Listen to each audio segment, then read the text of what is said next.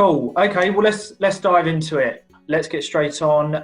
So what I want to do, I'm going to work backwards a little bit this time. Instead of doing property first, the sort of usual, I'm going to come at a different angle. And what I want to start with, only because it's been a conversation that I know a couple of members on here, my accountability group, have taken on new members of staff, and it's been a bit of a conversation, is what I want to ask Jamie in regards to the businesses that you run.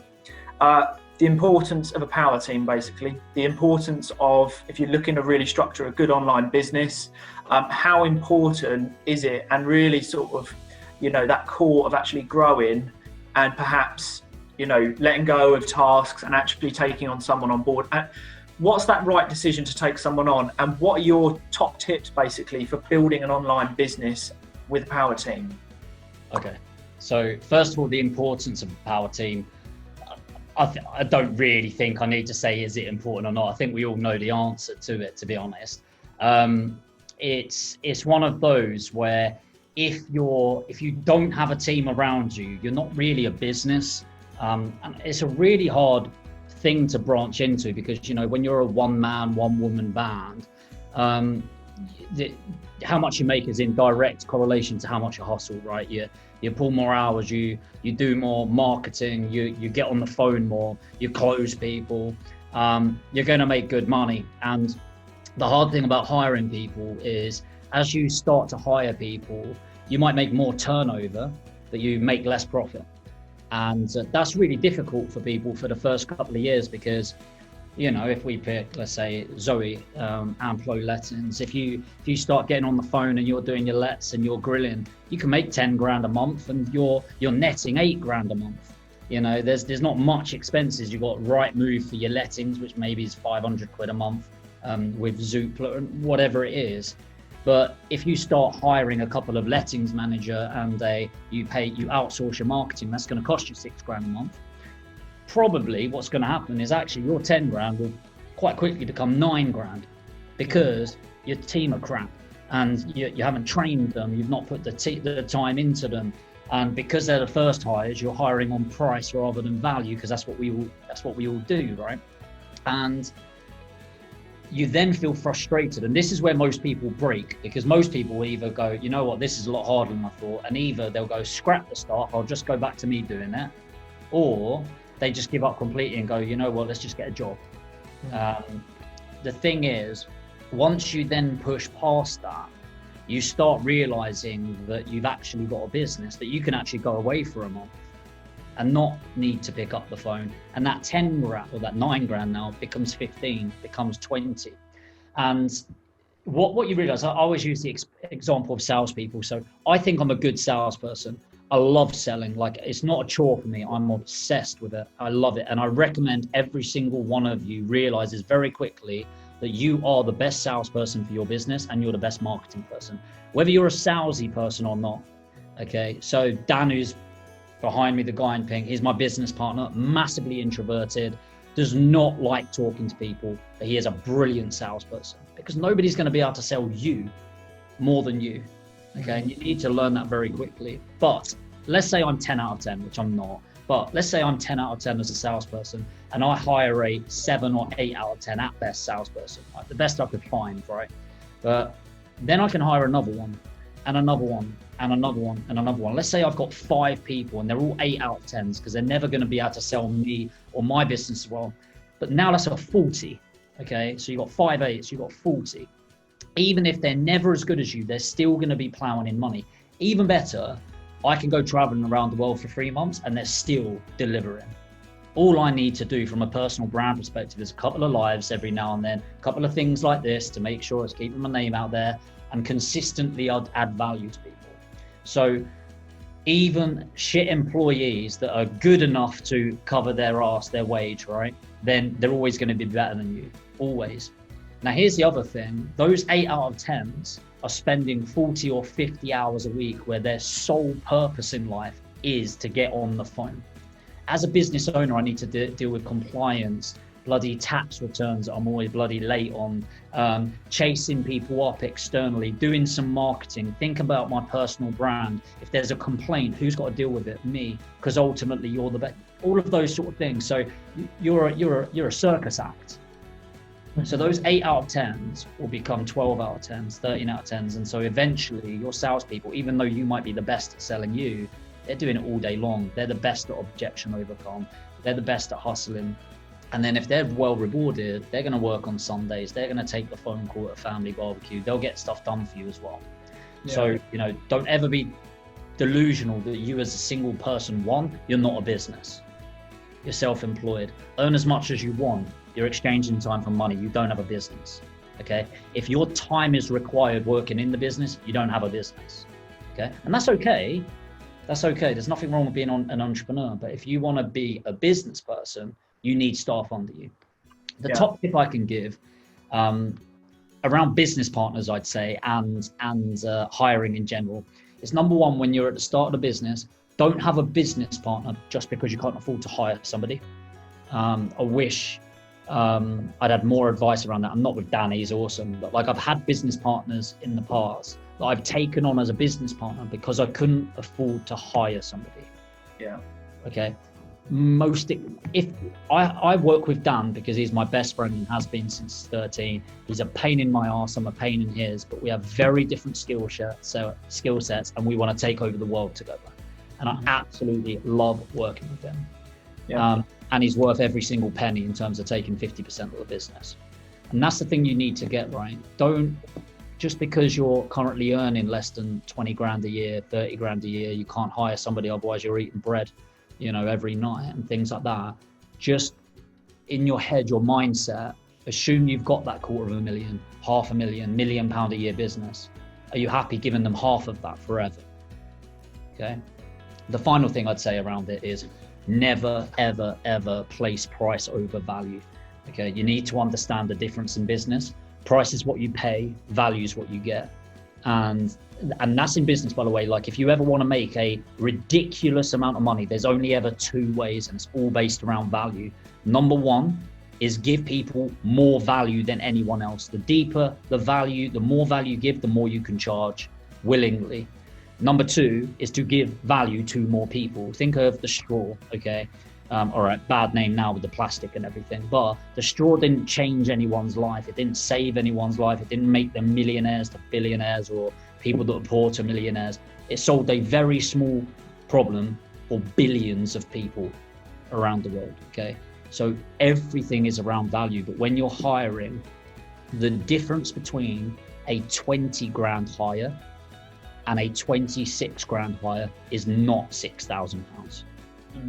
It's not. In the same way, a 24, 25 grand hire to a 30, 32 will change your life. Okay. So if your first hire is going to be someone like some admin, that's cool. Okay. But just remember your value of time. If I hire someone, like my next hire is going to be a head of marketing. And the difference with those areas, difference between a 40 grand head of marketing and a 60 grand head of marketing is about 10 hours a month of my time. Now, my time is valued at about £1,000 an hour. So by paying 20 grand more over a year, that's going to pay me back £120,000 of my time. Okay.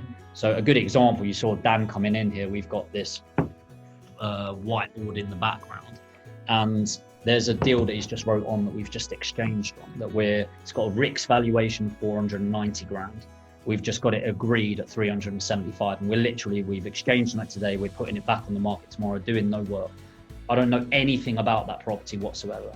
All I know is I've signed the check for it. None of that, I didn't do the marketing for it myself. I didn't talk to the vendor myself. I didn't negotiate it. I didn't talk to agents. I didn't get the RICS value. I'm just being told it's exchanged on, and we're going to make, after all costs, 80 grand on that within 3 months. Without a team, I wouldn't be able to do that. I wouldn't be able to do this soon. So just if you're thinking about making significant money, think about being a business person. You need a team around you and focus on the value they can give you rather than the price they want for it. Same as you, by the way. I bet every single one of you, Zoe, when you're letting out something, why do you charge what you charge? Because I'm the bloody best. Okay. Nobody wants to be the cheapest because it's a race to the bottom. Okay. Nobody wins being the cheapest. Instead, if anyone tries to negotiate your price, you should never lower it, right? You're just saying, no, these are my prices. You don't see enough value in that. What would make you see the value?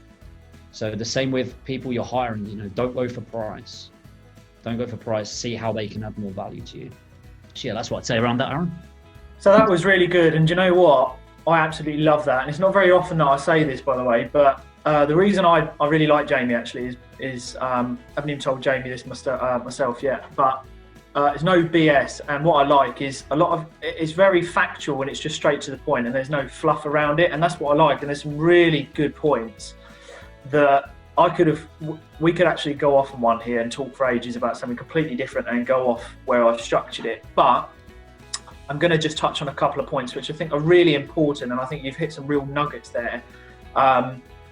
Is that business partner? You absolutely hit the nail on the head there when you said business partner. Now, obviously, you've got a great relationship with your business partner. Now, I have seen exactly what you have seen, and I've been through exactly what you have just mentioned in regards to if you can't afford to take on employees and you can't afford to scale organically and that you're in the right place, right time, don't consider it just being a business partner. I could not agree with you more, because offering 50% of essentially what was originally you thought that was just going to be, let's say, an employee in whatever role, you're substituting for 50% of your business because you basically can't afford to say, well, I can give you a wage. Instead, I can't do that. I'm going to give you half of the business, but I need you to bring this to this. So I could not agree more. And what I would say, just on the back of that, Jamie, which I have seen as well, is a lot of people, not necessarily in business, but in regards to more property and development, is when they can't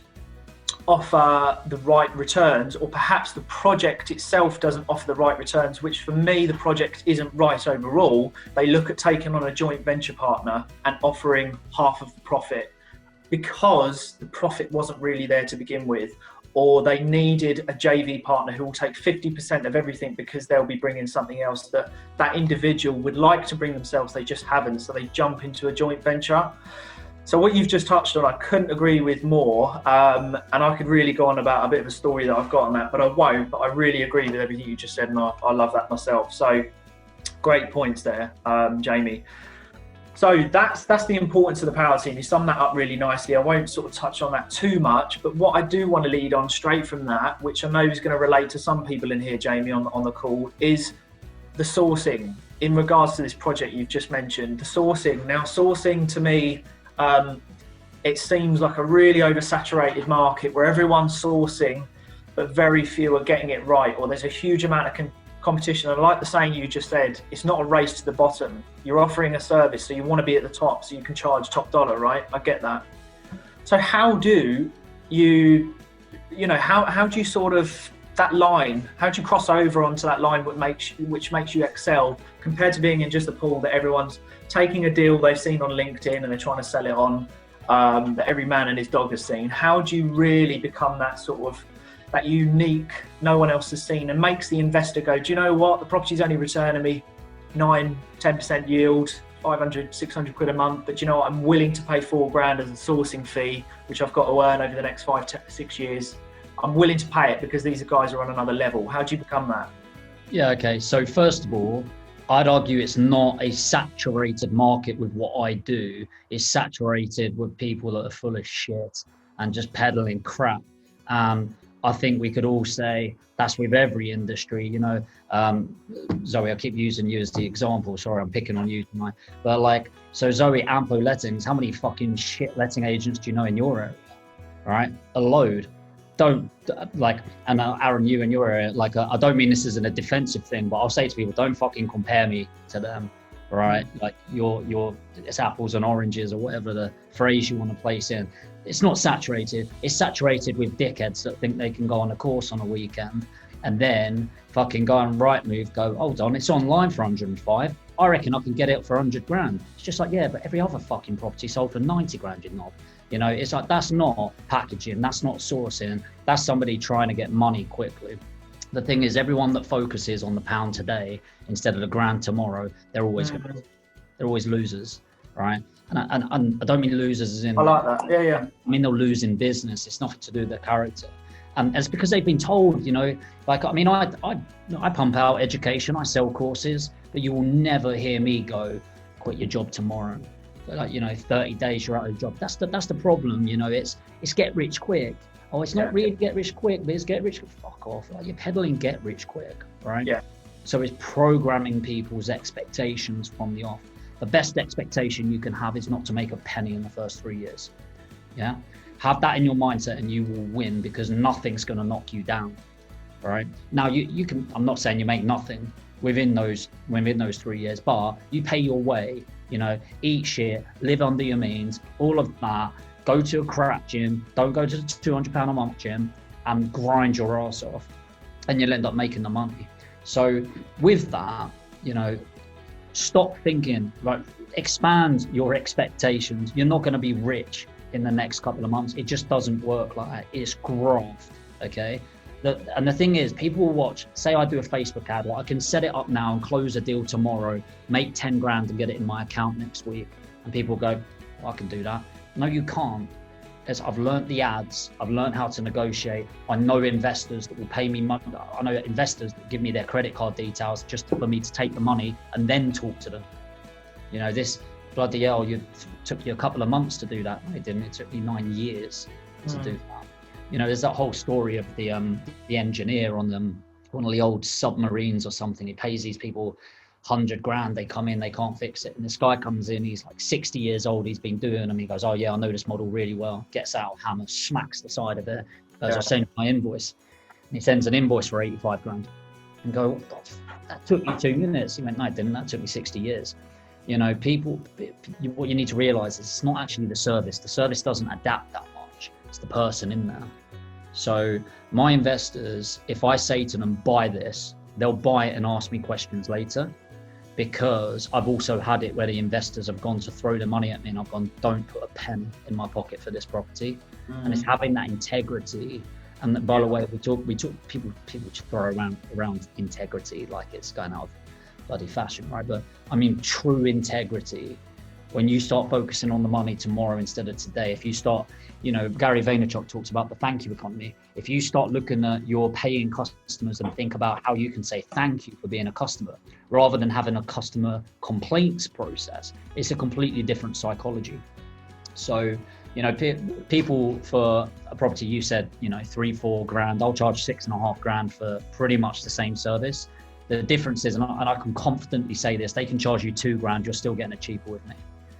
Because the property you get on paper is the property you get in reality. The service I tell you about at the start is the service you get delivered throughout. And the problem is everyone's so focused on the small prices, if you like, that they have to churn them. I mean, we do like 20 deals a month now, so we make good money, but I've got a team of us here to deliver on that and make that work. Now, the thing is, if you're going for cheap, you're being selfish. You're being really selfish, because there's only 2 outcomes. Either you don't deliver on your promise, okay, and you deliver a shit service, which you're just like all the rest of the dickheads out there. And I think you should be ashamed of yourself for not charging enough, right? So that's option number 1. Option 2, you do deliver on the service that you promised and you go out of business in the next couple of years, because why on earth would you do it for a couple of grand, a few grand? It's really not worthwhile. Now, the thing is, it's all about understanding that, having integrity, adding the value, knowing the outcome, and explaining to people what they're truly paying for. They're not paying for the 5 minutes of smacking the hammer. They're not paying for you doing a Facebook ad and the vendor accepting your offer and you getting the build team. They're paying for getting told to fuck off 3 times because of your ridiculous offers last week. They're paying for the £500 you've spent on Facebook ads, testing and tweaking to get the right lead in. They're paying for the project manager you've got in place after the last one nicked all of your tools and everything off the, you see what I'm saying? Yeah. If any investor thinks it's as easy as picking up the phone, I invite them to go and talk to an estate agent. Go get a deal there, because it's not going to happen. And I think it's really about pushing value, having integrity, focusing on the long-term relationship. And just understanding that money in business is inevitable. Like, it really is. If you go out there providing the value to people, you will win. No doubt at all. It might take you a few months more, but that's okay. The competition will wane out.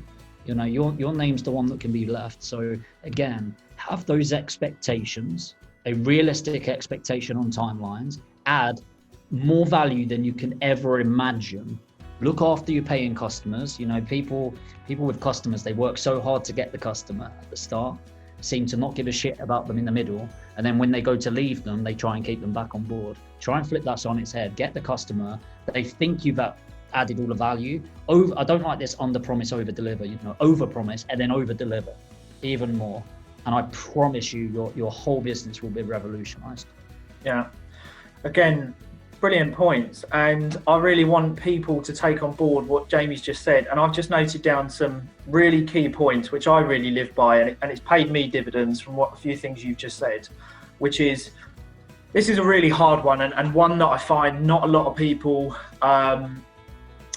will do. I think they'll jump at this, and not a lot of people will turn around and say no. And the one you just said there, which is where I have found this is one that's really paid me dividends, is not accepting money. In your case, a transaction. In my case, it would be accepting like investment funds, again, a transaction, and actually turning around and saying this isn't the right time, or this isn't the right product, or this isn't the right deal, and turning around, because that shows next point, integrity.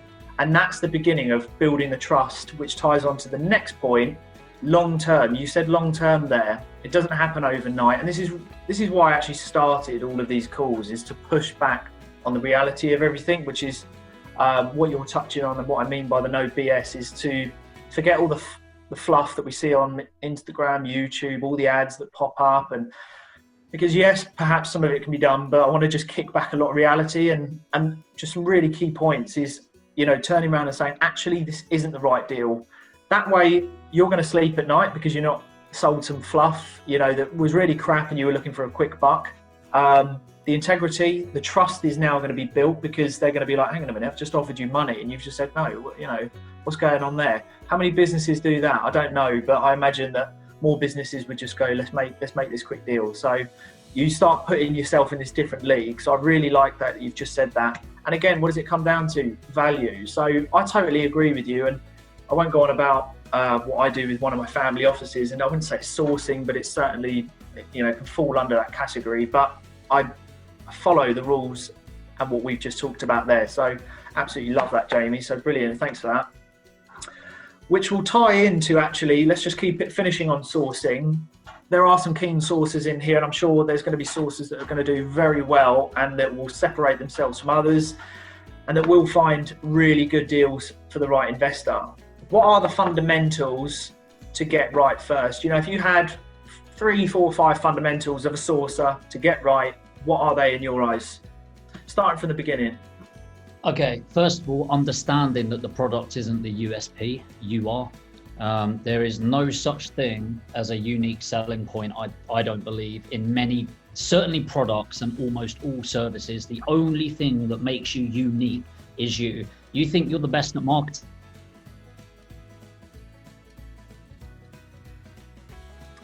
No, you're not. You think you're the best sales. The only thing that you are best at is being you, period. Period. No one is going to be better than you at being you. And by the way, that's with all your flaws, your perfect imperfections, you know. In business, people will call them quirks if you've got integrity around it. And that would be number one.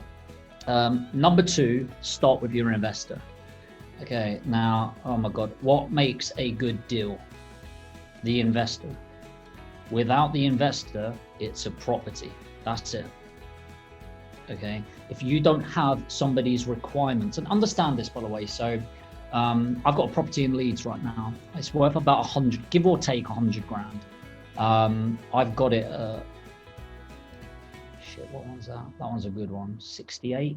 So I've got a decent margin off. Now I've got an investor that will pay me 90 for it. But actually the investor that I'm selling it to is paying me 107 for it. So you might go, hold on a second, it's worth around 100. How the fuck are you selling it for 107? And how the hell can you call that integrity? All right. The thing is, it's not the property, it's the setup of the deal. It comes with a 10-year FRI lease, which puts it under commercial capacity. And it's the final link in this investor's portfolio, so which makes it big enough so now they can sell it to a pension fund for about 140k per property. So for them, that property that is selling above market value because of that lease connection has allowed them to sell it for significantly more. Suddenly this property that I think most of us can quite rightly say we wouldn't touch with a barge pole has become legitimately an incredible deal for them. Okay, so I guess that's my step number 2, that actually start with your investor, get their criteria and go with it. And by the way, that's not just in property. I don't know if everyone's in property here, but if you're in fitness, the same thing with fitness is start with the purchaser. What do they need? What's missing in the market? What's missing with the people? And then match the service to that investor. I think understanding the fundamentals of deals, like you need to do something with the service that they can't do already. You know, if it's online with an estate agent for 100 grand and you're literally just going, hey, here it is as a finder's fee, I personally don't see that as enough value. I'd much rather go, tell you what I'll do, for 5 grand, I'll do a full area analysis on where you want them. I'll tell you what roads to go to, and then you can go and do it, is the estate agents that I recommend. I'd rather do that, and I feel more in integrity with that. I think the other thing is it's more towards business, is whenever your investor thinks you've provided enough value, go and do more. It's the small things that make a huge difference in business. And I mean huge. Okay, so I'll give an example from just before lockdown. One of our investors seemed to be ghosting us a little bit, and we were just like, right, what's going on? Because this guy's always in touch. Turns out his missus his mum went to hospital with meningitis. Quite serious. Turns out that she's absolutely fine. She's all good. But we did a bit of social media stalking. Found out like the chocolates that she loved, seemed obsessed with these, I can't remember what they're called now, Swiss chocolate, cost quite a bit, like 150 quid for a box, which is probably why she was obsessing, and sent her a bunch of flowers and just said, from the team that we sell BMV, give your son our love, that sort of thing. The guy's invested about 80 grand in fees to us since then, called us up crying down the phone and was just like, I'm never going anywhere else again. You know, like those small things. It doesn't even need to be that. I mean, like, it's their birthday, write a handwritten thing, and just consistently add that value. I think that's pretty much it. I'm sitting and thinking. Oh, you fuck up. One more. You fuck up, you pay for it. Yeah.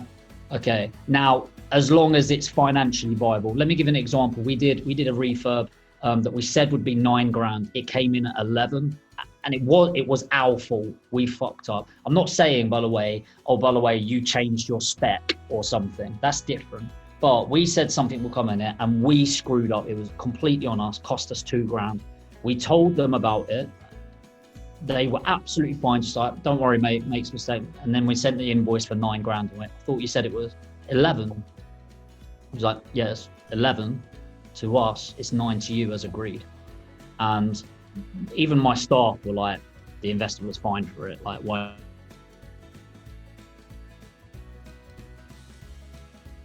you do it? That investor again will go, absolutely, you screw up. You should be paying for that and that.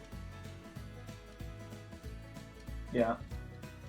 And that will go a long way, that. So again, I think what you're doing is you're really separating yourself from others by doing these. And I just totally agree with everything that you're doing. Is very similar to how I'll treat a lot of the clients that we work with. And I was actually going to mention about, and to everyone else, if you ever get a really good client and they are, I don't know, maybe you build up a better relationship. You could do this with every client. It'll probably end up costing you a bomb. And Jamie, hopefully you agree with this, but there are certain clients that you kind of know the birthdays, you know, at Christmas time, you know, the bottle of wine, you know, that kind of thing. And there's certain clients that I certainly remember and have noted down birthdays and whatnot. And that goes a long way. So really good points. And you just mentioned something that I have mentioned 100 times, and people are going to be sick of me mentioning this, but you mentioned it, and I'm glad you mentioned it because I'm on the right track in saying what I'm saying. But you just said it.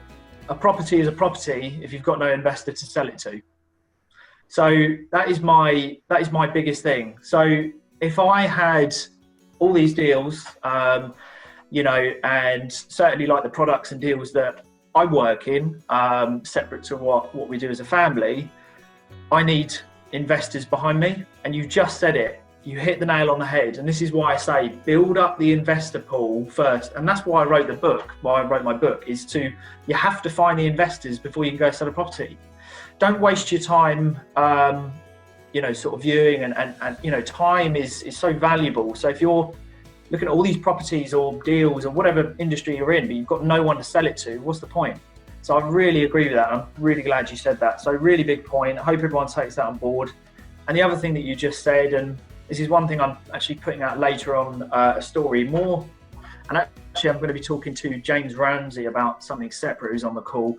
The criteria, really understand the investor's criteria is so important, because what I've found, and I have made the mistake, is when you don't know the criteria, in return, you're not valuing their time. Because when you start sending crap over, they're going, well, hang on a minute, I did send you my criteria. This is not what I'm after. And then they start questioning whether you can actually deliver on their criteria and what the original agreement was. So really big points there. Just a couple of things on that, Aaron, because there's some things where I think maybe some practical advice on it. So when you're talking about getting gifts for people, I have a simple rule. So if they've never bought anything but you've got a good vibe, limit it to £5. Okay, I know that seems like so cheap, but honestly, you can buy a card, maybe a little gift, and hand write it. Don't get one of those corporate cards that's typed up. You'll be shocked. No one really does that anymore. And then what I do is, if they have invested money with you, I literally have a thank you economy bank account where up to 5% a year, whatever they've spent with me, 5%. If I see something like, say they've spent 10 grand, so 500 quid seems like a lot of money, but 10 grand's quite a lot of money, right? As long as you're making your margins on that. And then I see they're obsessed with, I don't know, Frank Lampard, someone like that, and I see that, and I'll go on eBay and you can see a signed top by Frank Lampard for a few hundred quid. Buy it, hold it until their birthday, or even a random day. Just say, saw this, thought of you, wanted you to let you know how much I value you. It will it goes a million miles, and 5% is nothing. If you're making $1 million a year, 50 grand seems an incredible amount of money, but it's not. It's really not when you want the 10 million. You want the 100 million. That ongoing mindset makes a big difference. And then when you're talking about criteria, you are 100% right. Don't throw shit at the wall and hope that some sticks, right? You focus on it. And if they reject it, which they will, by the way, almost definitely, don't just go, no problem, I'll get on to the next. Go, no problem. Not every deal is going to work. Can I just have 5 minutes of your time? I just want to understand what you didn't like about the deal, so I make sure I don't bring the next one to you if it doesn't tick those boxes. Okay? You are learning or earning, and often you need to have the learning before you drop the L. Okay? So make sure you're getting something from it. If you're not going to earn from the deal, make sure you learn from it. Brilliant points, Jamie. Hope everyone's taken something away from that, because they're brilliant points. So thanks for sharing those.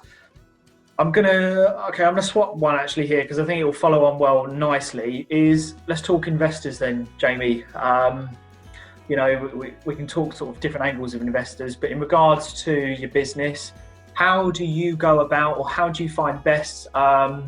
I know referrals is a really big one. It's a big one for me and always has been from the beginning. And, showing what you can do is, doesn't really get better than that. But starting from scratch, starting from sort of ground zero, how do you actually go about showing, the integrity, trust, reputation? How do you build it if perhaps you haven't got too much behind you? Yeah, okay. So first of all, I wouldn't panic too much about it. There's so many people that they make up all of these stories in their head of what an investor's going to say to them. There's still plenty of investors that come on our books that have never heard of us, and they don't go, show me your TPO, show me your data protection, show me your deals that you've done. It's very rare that you're doing that. I mean, we'll often offer it up anyway. So don't make up and put yourself off this. It's good to have it for an objection overcome, prepare for the objection so you can overcome it. And have a good one, but don't have paralysis around it. Okay, you need to just put yourself out there as much as possible. But at the start of your journey, as you said, referrals are always going to be the best, but you don't get referrals unless you've got somebody. I will link in referrals to it though, because I think it's quite good. First of all, if you haven't done your first deal yet, networking should make up at least a third of your day.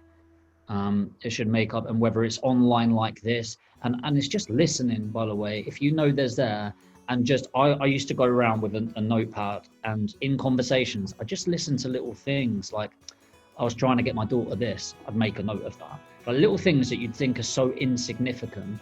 And I'd always come away, and before I went home, before I went to bed at night, I would look at that list and go, right, where can I add value to this person? And that's the only question of it. Where can I add value to this person? Didn't even need to be in property.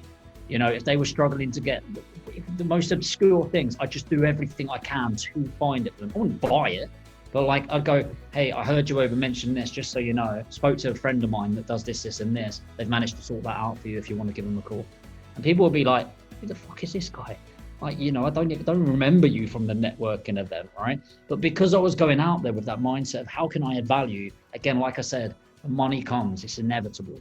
It's inevitable. Just add yourself to that value. You know, people say build it and they will come. I've got the best service, so people will come and see me. It's bullshit. Okay, it's absolute bollocks. You're not Legoland, all right? You're an individual that is perceived as saturated in your market. You're no different from anyone else, right?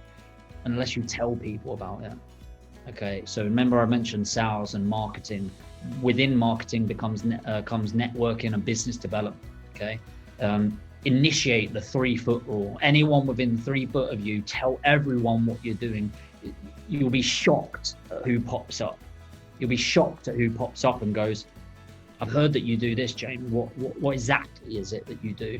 So, you know, every event you go to, find a way. You don't want to be walking around going, I'm a deal packager, I'm a deal packager, I'm a deal packager. I don't mean literally like that, right? But if I'm going to package property deals, where do I go? Go around property events, okay? Now, actually, most of your investors won't come from there, but they're in property and they talk to people, and you're building a network and you become a face and a name. So you should be able to walk in a room at a networking event and people should be able to say, that's Jamie, that's Radhika, that's Harley, that's Sam, you know, whatever it is. So you need to put yourself out there as much as possible. And you need to have your metrics, your KPIs. Right? So you've got, within your metrics, your KPIs, you've got 2 types of indicators. You've got lead indicators and you've got lag indicators. Your lead indicators are your inputs. How many coffees did I have? How many proposals did I put forward? And then you've got your lag indicators. Your lag indicators are your outcomes. How many sales did I get? How many properties? So you might want to write this down. It's called LAPS, LAPS. Leads, appointments, proposals, sales. Every single week you should be measuring that. How many leads did I get in this week? How many appointments or coffees did I make with people? How many proposals did I put in front of people? How many sales did I get from it? And what you should see is an upward trajectory of all of those. Okay, so it's just about putting yourself out there. And you need to find your medium, by the way. People always go, well, what's the best one? Well, yes, LinkedIn is probably the best for sophisticated investors and tapping in. Facebook is great. Instagram's great. YouTube is bloody great. Like, you get them from everywhere. Okay. Now, being that, you know, you probably don't go on TikTok and spend half your day on there trying to get your investors. Okay, it's probably not going to happen. But you know, if you said the big 3, let's say Instagram, Facebook and LinkedIn, spend an hour a day on each, not just posting, by the way. I hate it when I see people posting, never actually engaging. Look at people where you can answer their questions in any area, add value, talk to people. Don't do this pitchy stuff all the time. I'd rather you talk to 10 people and add significant value every day than go, I got 100 messages out. It doesn't really matter. And then once you've got that coffee with the person, you talk about the service. Unless they say, fuck you, Jamie, I never want to work with you, you're scum. Probably not going to ask them for a referral. But even if somebody said to me, look, sounds really great, but I'm not ready right now, I'll still ask for a referral. And the exact words I'll say is, let's say, Paul, really great to meet you today. It's a shame that you're not ready for this service, but now you know the service I'm providing and the value that I'm giving. Who are the 3 people you think would benefit most from having a chat with me? Okay, so it's not, do you know anyone? Because that's yes or no. Okay, and let's face it, it's going to be a no or a polite version of no, which is, oh, let me have a think about it and get back to you later. Whereas when you say, who are the 3 people most likely that would benefit from having a chat with me? They'll usually give you one. My mate Jack, actually. Oh, that's great. Would you mind giving Jack a text and just letting him know I'll be in touch? Simple, okay? Go out there and add value. The thing is, the world's become more social, which is fantastic. But by becoming more social, it's become less social, right? So now that we can reach millions of people, we don't even connect with one.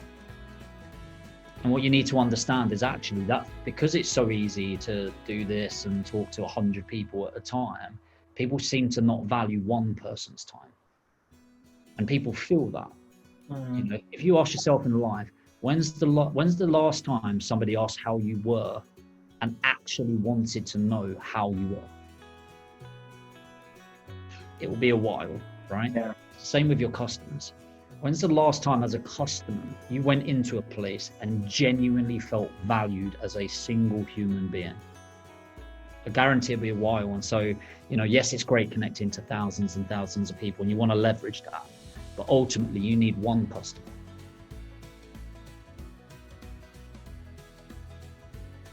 To change your life.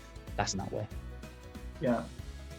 There were some really good points there, Jamie. The one I want to touch on to start with, because again, there are some really good points, and this is probably one of my favourite calls, to be honest with you, because you're touching on a lot of things that I really believe in as well. So that's brilliant. And one thing you said, just tracking back there a little bit, is you said overhearing conversations, kind of right place, right time if you're networking. I actually mentioned a certain point in my book about one of the ways that I used to, and it happened organically, really, just sort of a light that went off.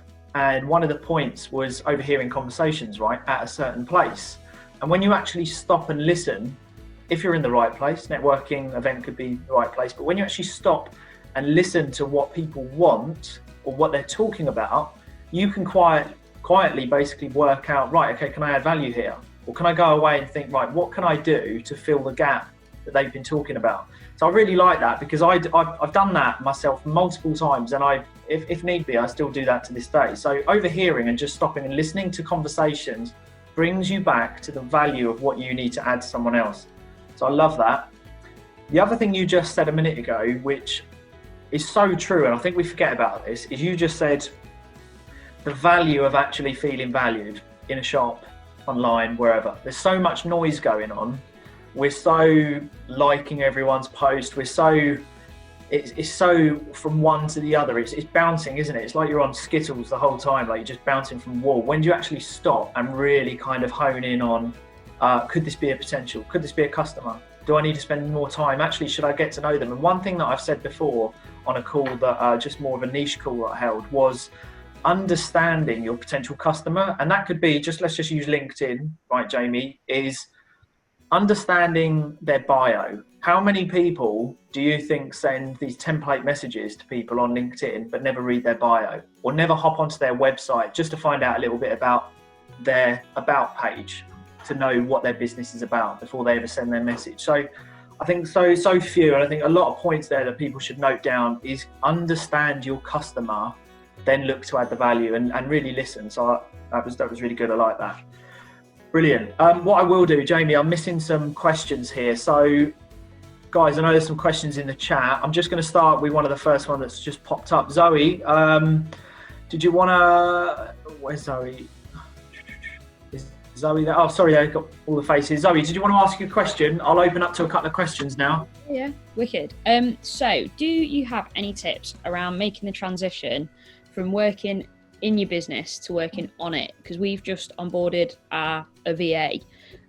So a lot of my sort of day-to-day of responding to messages and all that has now been taken away. So I'm a bit like, okay, this is great, I can grow the business. But then it's sort of like going from one extreme to the other of you don't sort of know how hard to push yourself, because you want to push yourself because it's your business and you want to grow it. But then equally, you don't want to just go into overload and then burn out. So if you had any tips on how to sort of find a balance at all. Yeah, okay.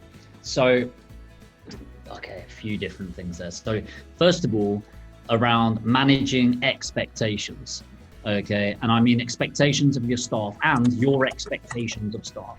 So something I do now is I have a quite rigorous employment process. And in the employment process, one of the final interviews is I tell them around 10 to 15 reasons why they don't want to work for me. And I'm just like, look, I swear too much. I'm a bit of a prick. I work late hours. I expect you to deliver the result, not focus on the time, all those sort of things. And I was like, and you're probably not going to get on a pat on the back for it, because I forget to do that sometimes because I expect it myself. I do all of that. I also never fire somebody within the first, well, that's not true. I'll fire somebody within the first week. And if I don't fire them within the first week, I won't fire them within the first 3 months, unless they've done something dramatically wrong, because it takes time. Okay, you need to have that expectation that people are going to be slower than you think. If it takes you an hour, it will take them 3. And then what will frustrate you even more is you're spending 2 hours to train them on something that took you 1 hour and takes them 3 hours. Okay, so it's just part of the curve. The next thing is, you don't need to go from 0 to a full-time employee. Okay, build them up. It's okay to hire somebody five hours a week and then increase them. And if they're the right person to go from 10, 20 hours to 40 hours a week, great. And if they're not, that's okay. Then trade them in for somebody and do that as well. The point about burnout that you mentioned is, get that out of your head. Like, unless you're doing, it's kind of like people saying overtraining in the gym. That's why they don't want to go more than 3 times a week. Get the fuck out of here. Like, come on, man. Unless you are working 20 hours a day, 8 days a week, it's just, when's it like, you remember when you were a kid and like, you're absolutely shattered from school. All you wanted to do is go to sleep. And then you got on the Xbox or the PlayStation and played till 3 a.m. Funny how you didn't burn out from that, right? If you're passionate about what you're doing and you love what you're doing, you don't burn out. Like people talk to me, you've got the lifestyle business. What fucking lifestyle are you on about? I'm working 100-hour weeks. I'm grafting. And just because you see a video of me in IB for once a decade doesn't mean I'm not grafting every week. And that's the reality of business. You've got to ask yourself, how much do you want it? Because the true test, Zoe, is when you start making some money. I think some money is between 50 and 100k a year. I'm not knocking that, by the way. I understand how hard it is to get there, but then you can be trapped by it. And honestly, if you're striving for 50 to 100 grand a year, my honest advice is to get a great job. Find a great job that you love. Really go for it, because you'll enjoy it a lot more without the stress. Okay, so unless you can take on that stress, and by the way, it's really hard. Getting to 100 to $250,000 is the hard part if you want to do it as a business, because that's the point where you start, as a net income, start making less, and you've got staff problems all the time. And then once you break past that, you still have difficulties, right? But you've earned them. You've earned those level of problems. And that's something to embrace. It's not happened to you, it's happened for you. That's when you start realizing this big ass problem that's coming. When you solve it, you're making another $250,000. Yeah. So understanding and preparing yourself as much as possible. And then in terms of some practical steps for you, Zoe, you want to know your first 5 hires, and it better be a VA, PA or admin. Yeah. And then everyone from then until you are completely overwhelmed, and better be marketing and sales. Okay, because ultimately they're going to earn their place. And what you want from those people is they want to get an absolute minimum of 3 times their seat. Okay, what I mean by that is an employee never costs what they cost. Okay, so let's say they cost $2,000 a month. They don't cost $2,000 a month. They cost you $2,000 plus the national insurance, plus the gross, plus the seat that they're taking, quite literally the desk cost, the chair cost, and the thing that people don't measure, the opportunity cost of somebody better in their place.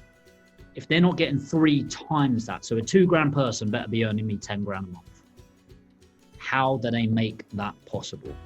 On the admin side, is if you hire somebody for 40 hours a week, how much time are they sparing of yours? Because if they can do it in 40, you can do it in 20, right? How much is your 20 hours worth? So if you can't place a value on them, start by placing a value on you. Okay. So if you did your highest income generating activity, let's say onboarding a new client. Okay. How much is a new client worth to you? Well, if you're in lettings, let's say their average is £650 a month. You're doing, let's call it 10%. Hopefully you're doing that or more. Let's say 10% to make it easy. That's 65 quid. Let's slash that. Let's call it, I don't know, 50 quid.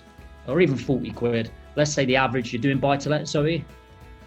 Okay, you're going to have average retention for 18 months on that, give or take. That's £720 over an 18-month period. Let's say it takes you 4 hours to onboard a new client if you were fully focused on that high income generating activity. That's 5 sets in a week that you can do. What did we say? 720, 5 sets, 3,600 a week. That's how much they're worth to you if you get the right person and if you focus on the high income generating activity. And now you need to think, can I afford for none of that to become true for the next 3 months of paying them? The next practical and final practical step I'll give you is a buffer system. So this originally come from Steve Jobs at Apple. They have 1,000 years worth of money in their bank account, which means they cannot make a penny. I mean, fuck off. Like 1,000 years, that's ridiculous, right? The way that I do it in my business is people hire a 25 grand person. Let's round it up to 30 because of the cost involved. And they think, I need 30 grand in my account. You don't, you need the first 3 months. Okay. So if you're terrified, personally, I'm a bit of a risk taker. So the thing that I love about salespeople is if they're shit, they leave, like because they're starving, right? That's the cool thing. A salesperson shouldn't be making good money unless they're selling.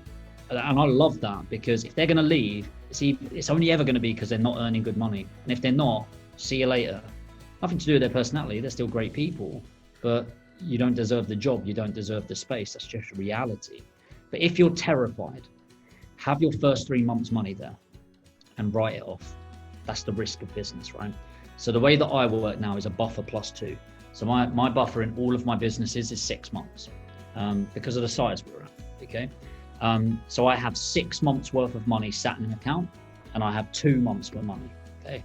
That's a fairly considerable amount of money that's sat there and it drives me nuts. But I tell you what it's done for me is, one, when there's a risk to take, a calculated risk, I don't even need to think about it because if I lose, no big deal. I've got 8 months sat there, my 6 and 2, right? And when it comes to coronavirus, I felt bulletproof. Whereas a lot of what I perceived as competitors, wow, it shocked me how many people only had 2 or 3 weeks worth of money in the bank, right? Now, 6 months might not sound like that much of a duration, but bear in mind, that's 6 months of +2 of 0 money. Like you are doing something significantly wrong. Now, by feeling protected, I can focus on the growth. You know, if you're focused on surviving all the time, it's really hard to focus on thriving in business. It's kind of like, you know what, I want to run a marathon, but I don't have oxygen. You know, so get your oxygen. Focus on the downside and what goes wrong so that you don't need to. Have the buffer plus your 2 and then focus on your growth. That was amazing. Do you know, Amazing. Thank you very much. You're welcome. That was really good. And this is one of my favourite calls, Jamie, by the way. So there you go. I bet you take every call. Do you know what? You can ask the attendees. Although Chris, yours is also one of my calls because I know you're on the call as well, there, mate. But listen, that was. Oh, there we go. Stitching me right up, Chris. Cheers, buddy. Look, those are some really good points, and I'm going to go on to everyone else here on the questions, but I do want to just nick a bit of the limelight there to touch on what you said. Going back, Zoe, to what Jamie started on was time management. So I'm a really big believer in time management, and I use a brilliant diary called Action Day, and I love it.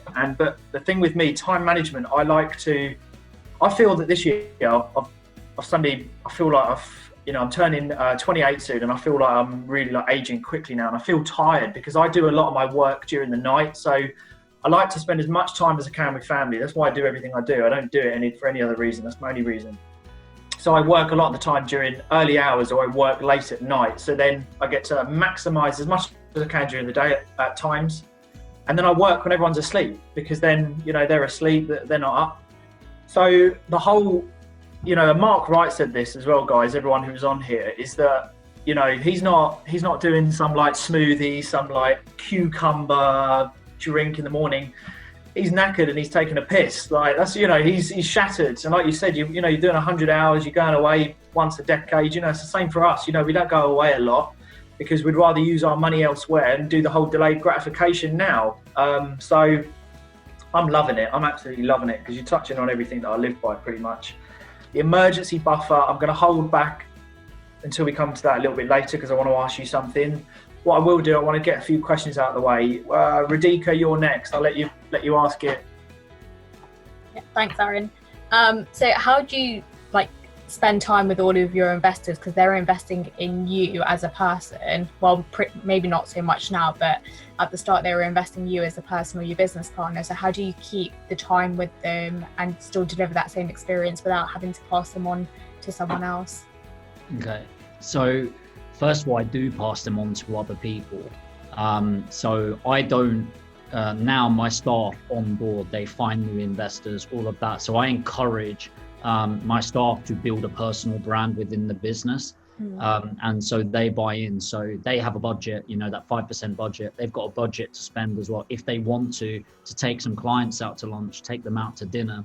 Something I don't do at the moment, but I'm going to start doing for anyone, paid and unpaid, is just look, I go here at this time for a coffee every morning. If you want to come, book it in, you can just turn up.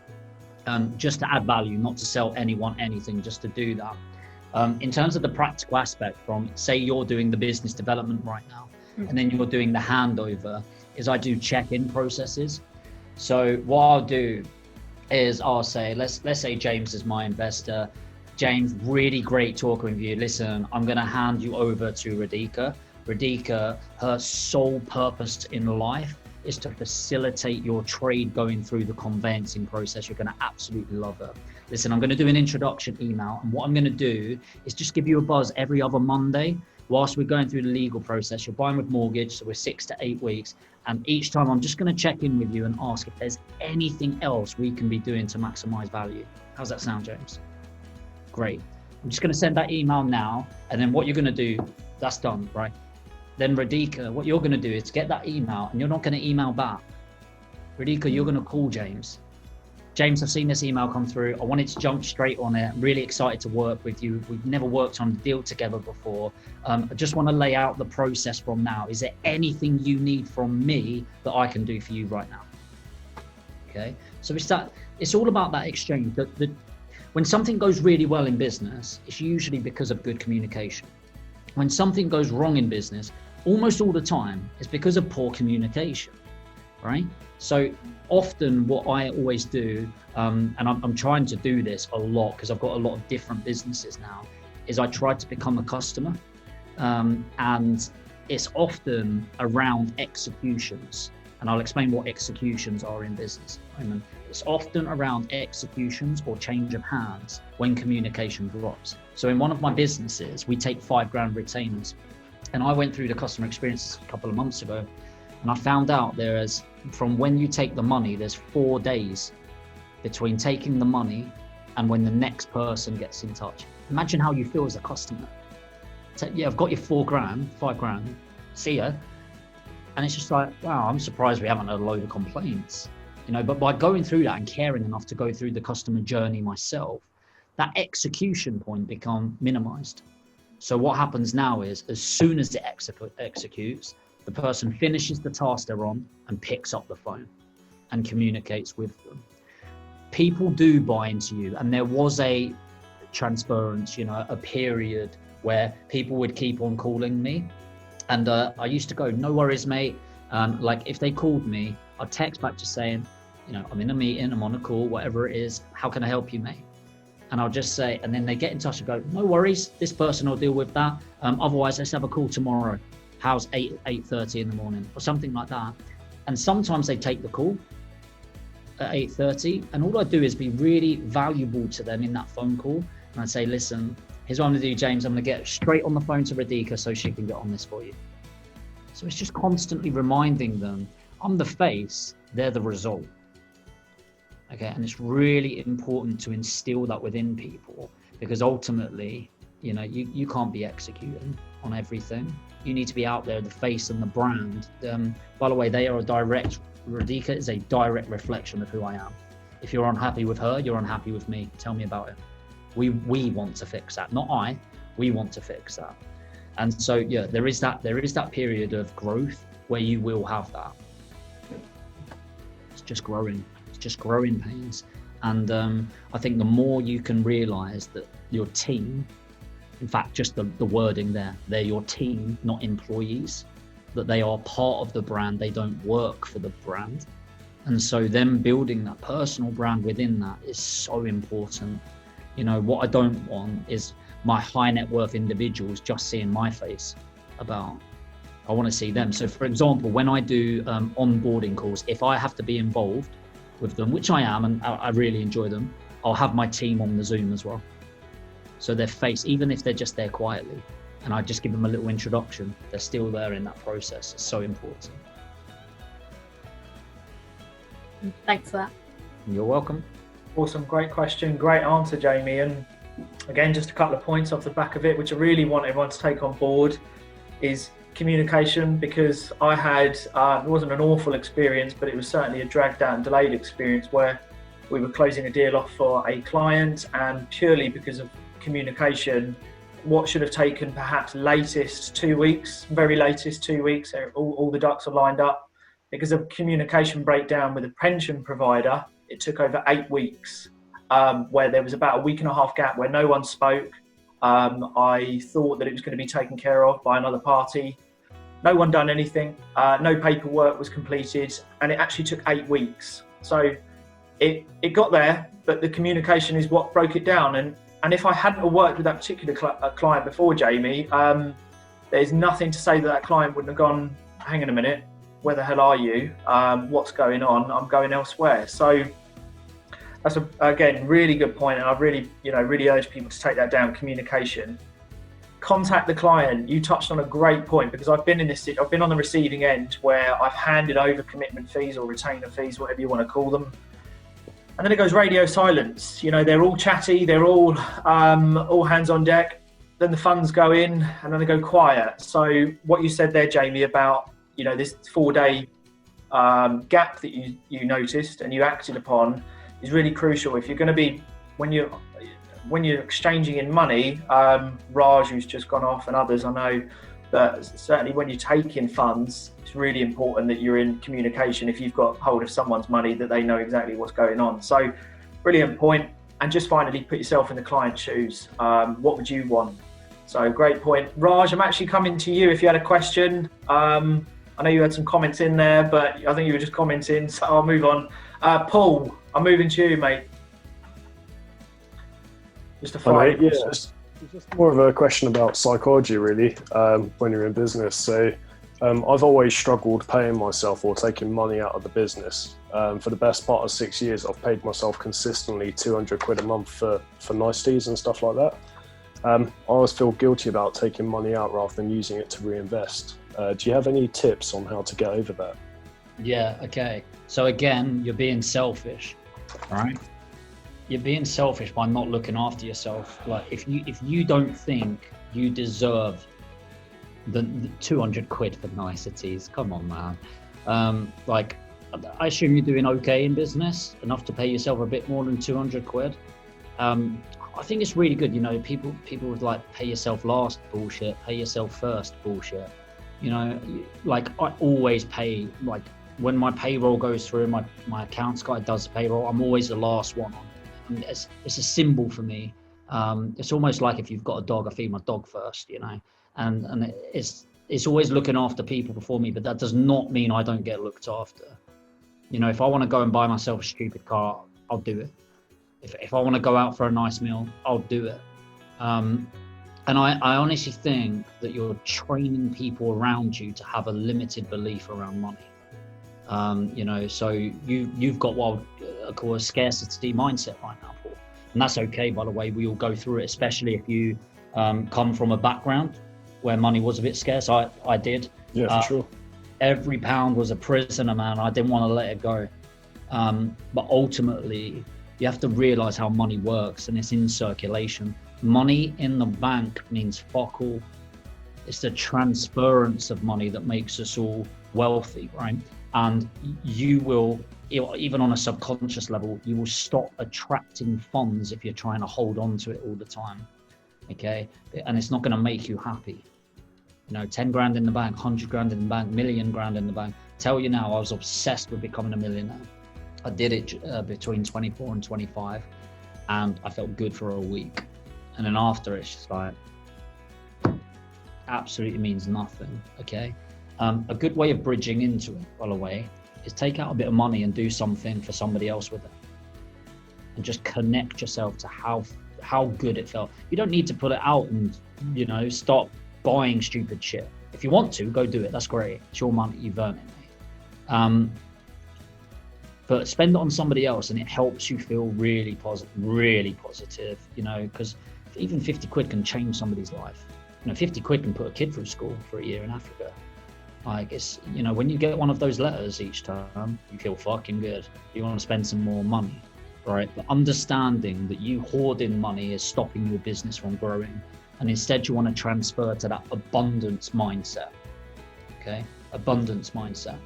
So I think two more things I'll say on this, because I think maybe they're more practical. So I don't spend what I call, there's loads of different words, but I don't spend primary money. What I mean from that, if I had to exchange an hour for that money, I don't spend it. I spend residual income or secondary money. So let's say I've got, I don't know, let's say a Merc for 50k, right? If I want to go buy a Merc, I wouldn't do that for 50k. But like, if I were to buy a 50k car, I'd much rather put 50k as a deposit and a refurb on a property that pays me £300-400 a month, and use that money to lease the Merc for a year or two. Or if I really wanted to buy it, I'd do a high purchase. New cars I tend to lease. I don't, because I just don't think it's a smart move for most people to buy a car. But I can justify that in my head, because that £400 is going to be there next month, and then it's going to be there the month after, and 2 years from now, when I have to give that car back and I go for my next one, I'm still getting £400 a month. In fact, I'm probably getting £450 a month, and that property that I bought for 120 is now worth 130. So actually, now I'm getting paid to have the Merc. So I justify it in my head. So if you're struggling, because I struggle to spend money, so I'll never spend the primary, only the secondary. The next thing is I do a variation of a pot system. So originally this comes from T. Harv Eker, Millionaire Mind. It's a bit of a book to read. It's a bit of a heavy one, if I'm honest. I'm not actually a fan of most of it, but you talk about these pot system or a jar system or whatever you want to call it. So what I have is 6 main jars. So you've got your main account, you've got your financial freedom account, your long-term savings account, your play account, your education account, and your give account. And then I've added on buffers. So I've got the buffer system in my personal as well. Okay, because I don't want to ever get in financial trouble myself and allow that to put pressure on somebody else. So I protect myself that way.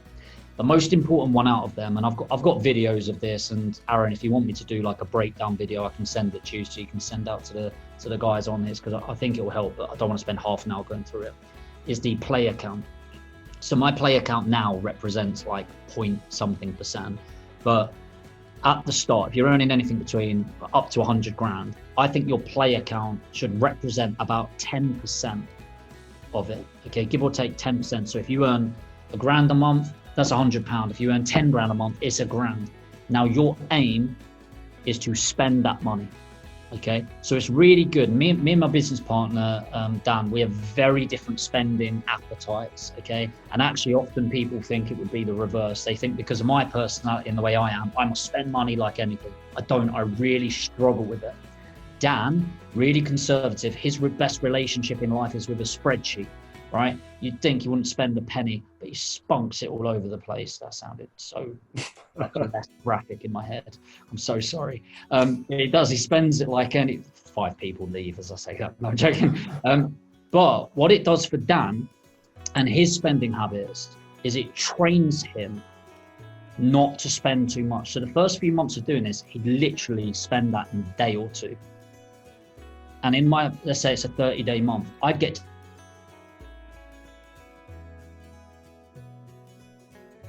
to day 29 and I'll have 999. Get rid of it. So for me, it forced me to enjoy what I'm earning, because often people say, you know, it's the journey, it's the destination. Yeah, but I also have days that are really shit, and I have to get up and I have to put my head on and I have to smash it out of the park. And so what that does is actually I'm going to enjoy it. And by the way, again, it doesn't have to be a big thing. There's a friend of mine that's really been helping out with one of my projects recently, hasn't asked for a penny of it. And so with some of my play money, which I know it's going to sound ridiculous saying it out loud, I don't mean it in a pompous way, but again, I'm not great at spending on me. So I bought him a nice watch. So we got him a Rolex. And it's like, it feels really good to do that. And again, I'm not just doing it because it's nice. He's earned it all the way. He's earned it. But I'm also psychologically aware that, and I'm 100% certain on this, that will make me make more money, because I know abundance is about out of circulation. I appreciate it. Thank you. I should probably clarify. Now I know that can sound really fluffy, but all of that translates. Superb. Thank you. Yes. This is a play account which I was talking about. I do apologise.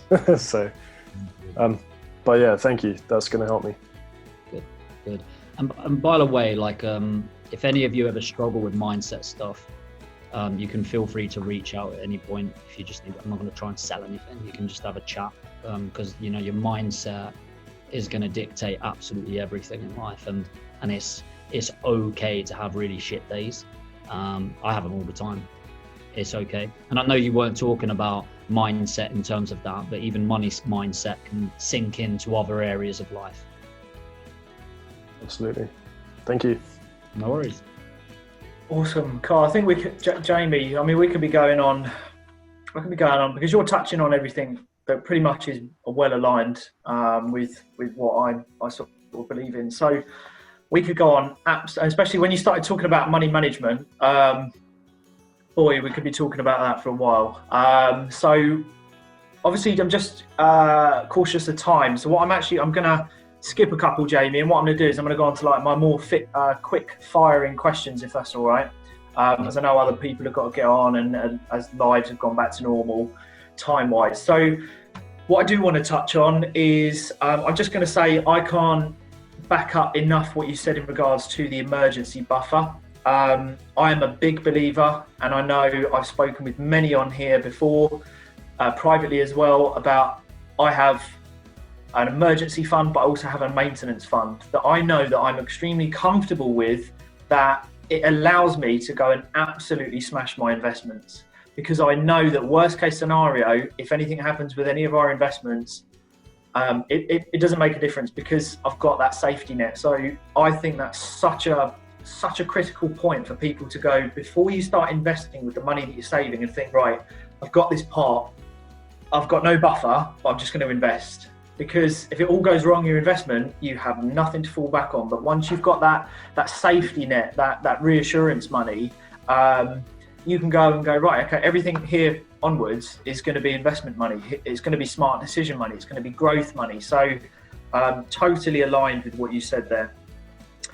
Okay, I'm going to go on to quick firing questions. So firstly, I want to cover money management because I'm releasing my YouTube video tomorrow, which I'm going to touch on a lot of things that you said actually as well, which is great.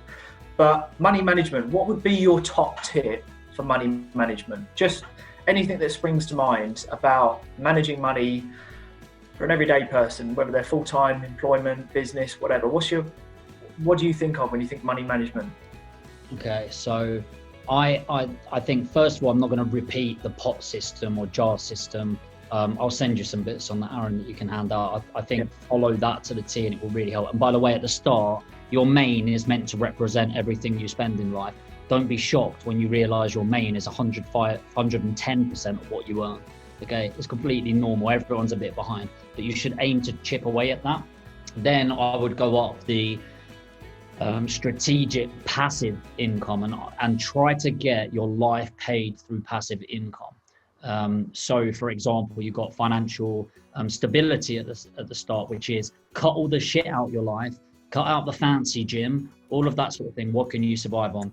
Then you've got independence, financial freedom, which is like a decent life. Then you've got financial opulence, which is like live the life of your dreams, getting it paid passively. And then something I called financial invincibility. Okay, financial invincibility is my next target, which is to earn enough passively for my investments to pay for everything in my life, all of my business expenses, and all of my immediate family's lives as well, through passive investment. And that's my aim by 40 to do that. Okay, now I know I need about 50 million under investment to do that for the level that I need to achieve. Just understand that. Next thing is focus on the long term. Don't overestimate what you can do today. Don't underestimate what you can do with a year of your time. It's absolutely huge. And finally, just embrace the power of deferred gratification, but don't always fight for tomorrow. It's okay to have a bit of enjoyment today, Paul. Brilliant tip. Which leads on to an educational tip. What would be your, I'm really big on education. Everything's self-taught my end, so I'm really big believer on it. Is why we're all on the call here. What's your educational tip? What would be your, for someone who's looking, for self-development, to grow, to not become static, and what's your educational tip? Okay, bear in mind the richest person in the world, or one of the richest people in the world, Warren Buffett, his quote himself is, the best investment you can ever make is in yourself. Now, I have a vested interest. I educate people and make good money from it. But take that aside, I also invest heavily in myself. I've done well over 100 grand in paid for education. My bookshelf is fucking ridiculous. Like, I'm obsessed with it. So much so that I allocate 2 hours a day now. And don't get me wrong, I miss days like everyone else does, but I spend 2 hours of my time every single day to self-education. That can be for an online course. It can be talking to a mentor, pushing me to the next level. It can be reading books. No matter what gets in your way, investing in your education, whether that's time or money, is going to be the best time spent. It really is. And as you get bigger, you need less and less from it. So at the start, if you do like a 2 grand course, you want to do everything from it. Now I can do a 10 grand program and take one thing from it, implement in your business, because it's easier to make money when you've got money. If you've got a business that's doing $1 million a year, and you can save 5% and make 5% through your savings by reading and immersing yourself about fluidity, systems, scaling, automation, and mitigation, that's 50 grand a year that's made. So if that's going to cost me 25 grand as an investment, cool. Whereas if you're at the start of your journey and 25 grand investment, you need something special to get that payback in a relatively short amount of time. Brilliant. Thank you very much. Great point there, Jamie. And finally, just before we finish up, if you could go back 10 years, for people to learn, or people to perhaps think, I've never made that mistake, what would you do different 10 years ago? Stop giving a shit what other people think. Like, the thing is, right, I've always been a good salesperson. As I said, I pride myself in being a good salesperson. The problem with that is you can change yourself all too easily. And you end up lying to yourself and not realizing it. And what I realized early on is I tried so hard to adapt to people's needs and requirements. I was always trying to be someone else. And what I realized is every version of myself that I put on, because you're never really truly not yourself, you're just extreme versions, is I realized that some people loved me and some people hated me. And then I realized every single version that were true until I started being myself. And then I still had people loving me and still people hating me. The difference is I'm attracting my tribe by being myself and not giving a shit what other people think. And whether you're driving your Ferrari or your clapped up van, whether you're adding loads of value or being selfish, whether you're going out there fighting or being a little bitch about business, people are going to love you or hate you. So you might as well be yourself. And my advice to my 10-year-old younger self would be, fuck what people think and just live with integrity, put yourself out there, be passionate, and go all in. Go all in. You are never going to be younger than you are now. You are never going to have more energy than you have now. You're never going to have more passion than you have now. So just go all in, push yourself, and take the risks. Take the risks, because ultimately nobody cares about the people that gave up. And what do you want to be remembered for? For me, it's going to be a winner from every aspect of my life, and that's okay. Brilliant. We're getting some great comments there. So, yeah, just absolutely spot on. I mean, I agree with everything you've just said, and not caring about what other people think. I think too many people do care, and I've got some great advice, and I hope everyone takes that on board, because at the end of the day, what does it matter? What does it matter what other people think? They're not living your life. So I live by that. So brilliant, Jamie. We have missed points that I wanted to cover off, but you know what? We could probably end up going for another hour, but I know everyone's got to shoot and get the weekend started. So Jamie, what I will say is thank you for joining. What I do really like about you, just to finish off, Chris, here we go, he's going to be listening up here, but is a real good human element, and it was one of my favourite calls along with Chris, and there's been a few others, but what I like and what I try and get with the guests that come on is the human element of it. And what you squash, which is the guests that I try and get on, is this bombardment of non-reality of it could be done tomorrow. And I like the fact that you're willing to squash that as well, and keep the human element of it. Basically it's not done overnight. It is graft, hard, long hours, looking tired, not having really down days, not wanting to do a thing. So I really like that about you. So I really appreciate you coming on. Again, for everyone that's joined, I really appreciate everyone that's joined and taking the time out on a Friday. And I will speak to you all soon. And obviously, I've got a few Knightley's roundtables lined up over the next 3-4 weeks. So it's been good. And again, thank you so much for joining, Jamie. It's been a great response. And we'll obviously, we look to catch up soon. But yeah, sounds great. I've had a really good chat actually. There's some that I'm not gonna lie, I get to the end and I'm like, well, thank God for that, it's done now. But no, I've really enjoyed it, and I could chat for hours around this stuff. You've been great. Love the questions as well. So yeah, if you ever want me to come back on at some point, that'd be cool. Yeah. If anyone needs any help around anything, then feel free to reach out. Yeah, connect and follow with Jamie and reach out, and I appreciate you offering that. So that'll be good. I'm sure you will have some of that after this. So brilliant.